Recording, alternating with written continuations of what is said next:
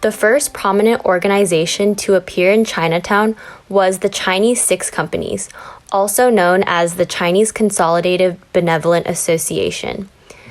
They consisted mostly of wealthier Chinese Americans and protected the interests of the Chinese American community during the exclusion period when the United States did not. The Chinese Six Companies also worked with the district associations, which were formed based on each of the 7 districts of the Guangdong province. Remittances were sent through these district associations. Traditional family associations in 19th century Chinatown served the purpose to protect and service the Chinese community.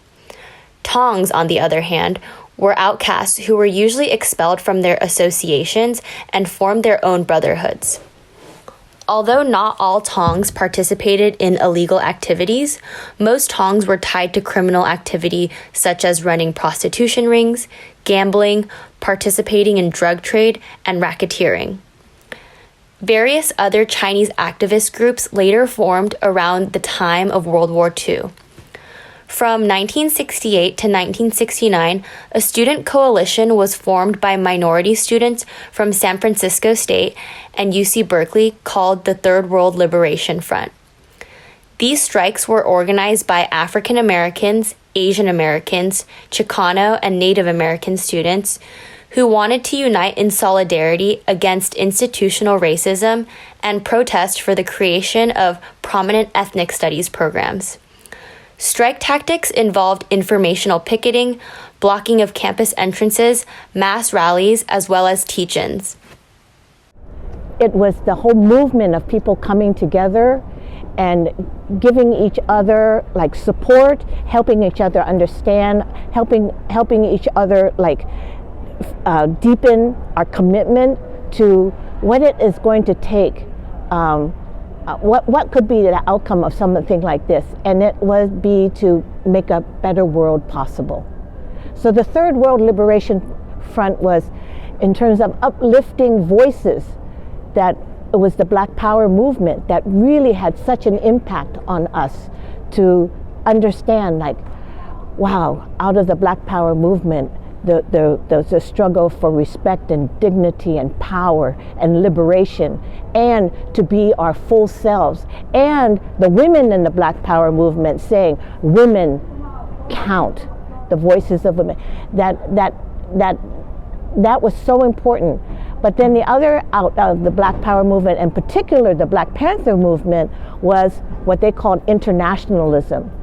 And it was the Black Panther who came into Chinatown and met with the young people on Jackson Street in a storefront.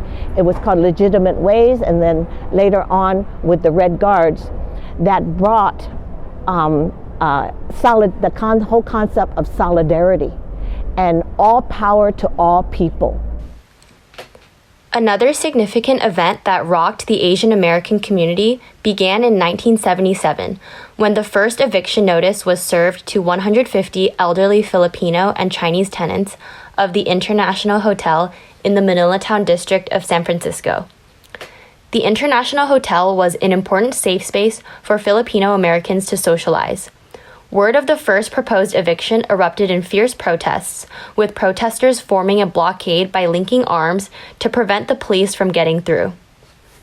Though the protest against the eviction of tenants from the International Hotel was unsuccessful, it also united the Asian American community.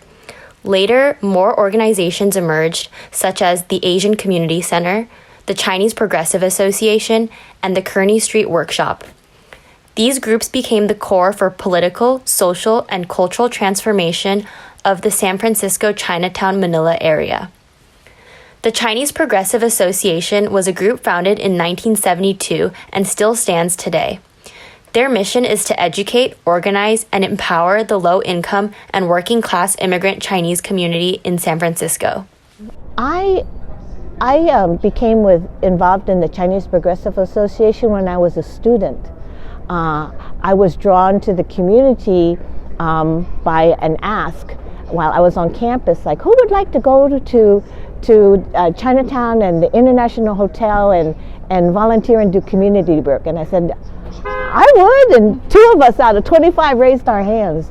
And one of the things in terms of coming down to China, coming back to my roots in Chinatown, was to attend some meetings in a storefront that was called Iwakun. It was at 850 Kearney Street. And so I went down to that storefront and would hang out there. And I had become a member of that organization.